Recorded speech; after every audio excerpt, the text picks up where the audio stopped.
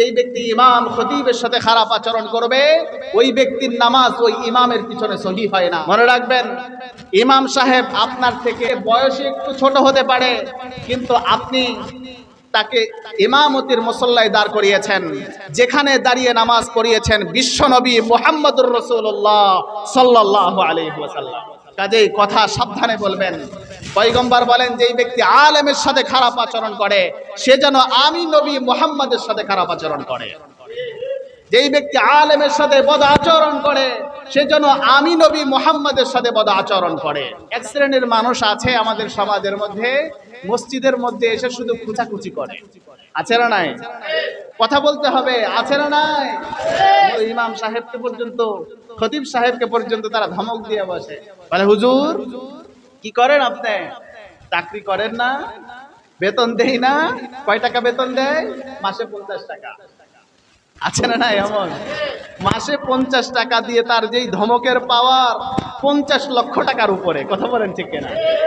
সে যেই হোক, যেই ব্যক্তি ইমাম সাহেবের সাথে খতিব সাহেবের সাথে খারাপ আচরণ করবে, ধমক দিয়ে কথা বলবে, এই ব্যক্তি বেয়াদব ছাড়া আর কিছু নয়। এই ব্যক্তি বেয়াদব। আর যেই ব্যক্তি ইমাম সাহেবের সাথে বেয়াদবি করবে ওই ইমামের পিছনে তার নামাজ হবে না। যেই ব্যক্তি ইমাম খতিবের সাথে খারাপ আচরণ করবে ওই ব্যক্তির নামাজ ওই ইমামের পিছনে সহি হয় না, সঠিক হয় না।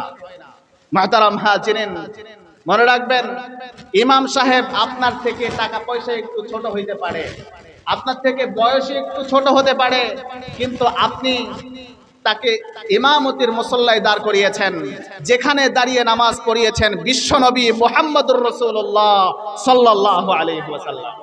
আপনার থেকে বয়সে ছোট হতে পারে, টাকা পয়সা একটু কম হতে পারে, ছোট হতে পারে, কিন্তু আপনি তাকে যেখানে দাঁড় করিয়েছেন এখানে দাঁড়িয়ে নামাজ পড়িয়েছেন বিশ্ব জাহানের সরদার জনাবে মুহাম্মদুর রাসূলুল্লাহ সাল্লাল্লাহু আলাইহি ওয়াসাল্লাম। কাজেই কথা সাবধানে বলবেন।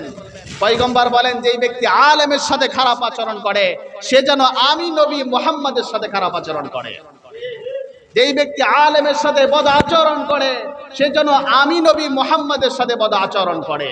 তার কারণ আল উলামা ওয়ারাসাতুল আম্বিয়া, উলামা একরামগণ হচ্ছেন নবীদের ওয়ারিস। উলামা একরামগণ হচ্ছেন নবীদের ওয়ারিস। কাজেই উলামা একরামের সাথে খারাপ আচরণ করার অর্থই হচ্ছে নবীদের সাথে খারাপ আচরণ করা। মসজিদ শুধু আমরা ইবাদত করি এমন নয়।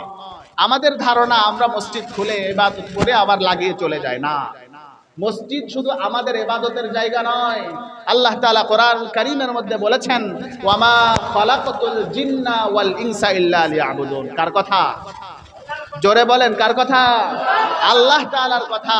রব্বে কারীম বলেন, ওয়ামা খালাকতুল জিন্না ওয়াল ইনসা ইল্লা লিয়াবুদুন।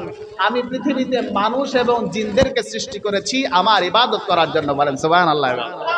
তাহলে এই আয়াত থেকে বোঝা যায় মসজিদের মধ্যে শুধু ইনসান ইবাদত করে না, মসজিদের মধ্যে শুধু মানুষ ইবাদত করে না, মসজিদের মধ্যে জিন্নাতরাও ইবাদত করে, মসজিদের মধ্যে ফেরেশতারাও ইবাদত করে।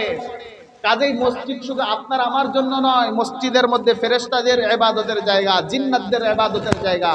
আপনি যখন জোরে জোরে কথা বলবেন তখন তাদের ইবাদতে ডিস্টার্ব হয়। আল্লাহ তাআলা কোরআনের মধ্যে বলেছেন, ফি বুয়ুতিন আযিনাল্লাহু আন তুরফা। খবরদার মসজিদের শানে বেয়াদবি করবে না। আর মসজিদের শানে বেয়াদবি ওইটাই চূড়ান্ত বেয়াদবি যে মসজিদের মধ্যে এসে জোরে জোরে চিৎকার করে কথা বলা। মসজিদের শানে এটা চূড়ান্ত রকমের বেয়াদবি যে মসজিদের মধ্যে এসে জোরে জোরে কথা বলা। মসজিদে এসে জোরে জোরে কথা বললে ফেরেশতাদের ইবাদতে ক্ষতি হয়, জিন্নাতদের ইবাদতে ক্ষতি হয়, আমাদের তো ক্ষতি হয়। আপনি দেখতেছেন আমার পাশে কেউ নামাজে নাই, কিন্তু জিন্নাত থাকতে পারে। আছে না নাই? এজন্য খবরদার মসজিদের মধ্যে এসে আমরা চিৎকার করে কথা বলবো না, শালীন ভাষায় সুন্দরভাবে কথা বলবো।